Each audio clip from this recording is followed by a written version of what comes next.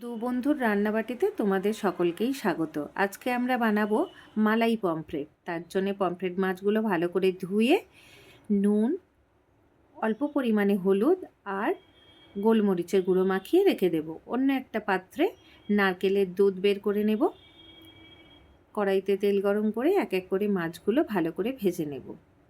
আর এই রান্নাটা করতে দুটো মশলা লাগবে। একটা হচ্ছে আদা, রসুন, কাঁচা লঙ্কা আর পেঁয়াজ দিয়ে বানানো পেস্ট, আরেকটা হচ্ছে হাফ চামচ মৌরি আর 1 চামচ মতো সাদা কালো সর্ষের দিয়ে বানানো পেস্ট। আর অন্য কোনো মশলা লাগবে না। তো দেখো এখানে আমার মাছ ভাজা হয়ে গেছে। এবার ওই মাছ ভাজার তেলের মধ্যে দিয়ে দেব কালো জিরে আর দিয়ে দেব আদা, রসুন, কাঁচা লঙ্কার পেস্ট। এই মশলার মধ্যেই দিয়ে দেব হলুদ গুঁড়ো, লাল লঙ্কার গুঁড়ো আর নুন দিয়ে ভালো করে মশলাটা কষিয়ে নেব। মশলাটা কষানো হয়ে গেলে দিয়ে দেব মৌরি আর সর্ষের পেস্ট দিয়ে আবারও খানিকটা কষিয়ে নেব।